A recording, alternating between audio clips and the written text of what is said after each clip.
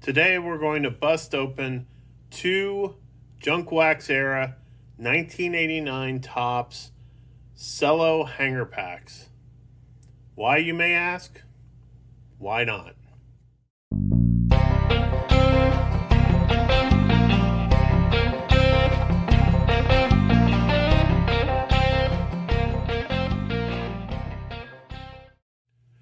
Welcome back to the channel. Today we are going to open up two Cello Hanger Packs of 1989 Topps Baseball. Now, yes, this was in the pinnacle of the Junk Wax era, and this is by far one of my least favorite sets of the 1980s. However, there's some good rookies in this class, like Hall of Famer Randy Johnson, Gary Sheffield, Jim Abbott, Robin Ventura, Chris Sabo, Dante Bichette, Sandy Alomar Jr. But the great thing about this set is you had over 25 future Hall of Fame players and managers in this set, like Nolan Ryan, Cal Ripken Jr., Barry Larkin, Tony Gwynn, Rickey Henderson. But the traded set, like most of the 80s sets, was really where it was at, with Ken Griffey Jr. highlighting that set. Of course, the best part of the cellos was that you could see the front three cards and the back three cards. So you could go through and either find the packs with the best players or cards that you may need for your set and leave the rest behind. These came in a collection I purchased a few years back, and I've had them laying around. Thought it would be fun to break these open on the channel and take a stroll down memory lane. And for some of you guys, maybe you've never seen a lot of 89 Topps, and be a good chance to take a look at it. So let's bust these open and take a look. So like I mentioned, with these hangers, and of course they used to hang like this on the pegs, you could see the top three front cards and the three back cards.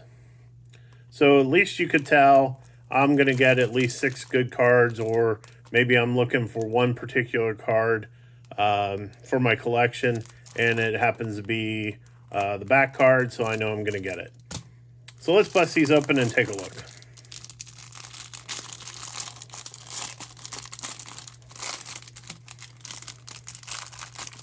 So we're definitely looking for Randy Johnson rookies, and of course, Hall of Famers. George Brett, Nolan Ryan, Wade Boggs, Don Mattingly. So we'll start with Dennis Rasmussen, Robbie Thompson. This dude, along with Brett Butler, these two guys would bunt their way on to first base. Then you had Kevin Mitchell and Matt Williams and Will Clark hitting behind them. These guys scored a lot of runs. Interesting thing here with printing errors, here you see a very faded coloring right through here. That was very common for the time period. Chet Lemon, Bud Black, Joel Skinner, Tom Foley, Dave Magadan, Pete Incaviglia, Willie Randolph, Danny Gladden, Kevin Seitzer, Carney Langsford, very underrated third baseman, Jesse Barfield, Jose Lind, Paul Molitor, Roger McDowell. There he is, Rickey Henderson, one of the greatest to ever play. Alvin Davis, Kent Herbeck, Don Slott, Ron Hasse, Jeff Musselman, Nelson Liriano, Wade Boggs. There we go, Nolan Ryan right there. I bet this guy could go out on the mound today and strike guys out. Jose Guzman, Mike Greenwell, Jose Canseco. I know everybody has their opinions on Jose Canseco, but he was one of my all-time favorites growing up. Love watching him hit. Absolute crush balls. Unbelievable strength. And now we know why. Bill Bean, Neil Heaton, Dante Bichette. Very young Dante Bichette.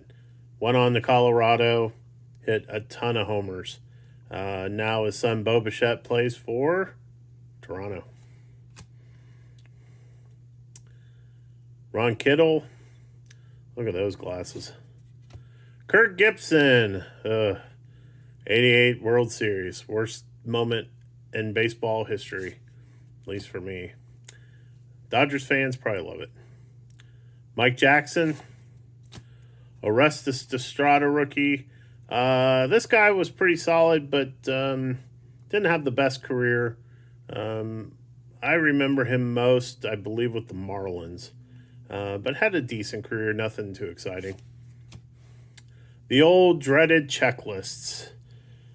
They used to print these and put them in packs, and I always hated getting them because you really didn't need a checklist. All you had were the numbers, so you knew what you had and what you didn't have.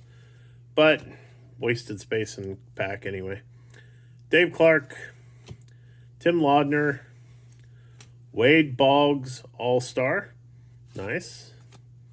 Dan Quisenberry, Mark Lemke, Steve Lyons.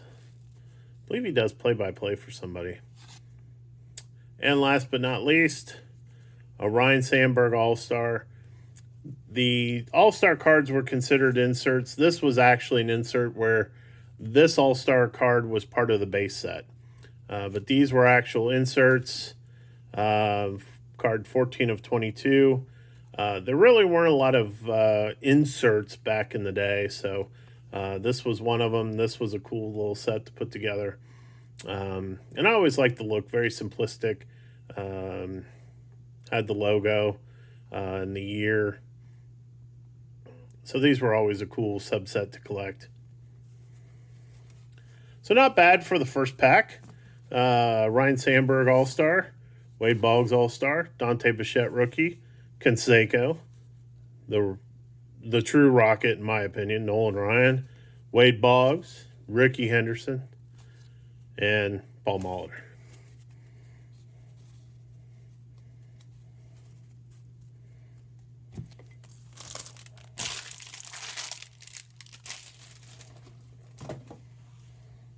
All right, let's bust open the second pack. Interestingly enough, and I want to test this theory. Here's Paul Molitor, and here's Jose Canseco, and I noticed that those were on the back of that pack. So we'll go through, look and see here in the middle if we get the same cards based on the fact that Paul Molitor's on the front and Jose Canseco's on the back. So let's take a look at that.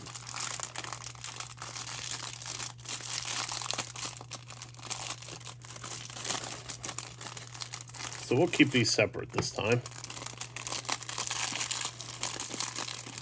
A few moments later. So in the first section, we have Oddibe McDowell, Jay Bell, solid shortstop. This might actually be a rookie too, but I'd have to look. Mike Marshall, Johnny Franco,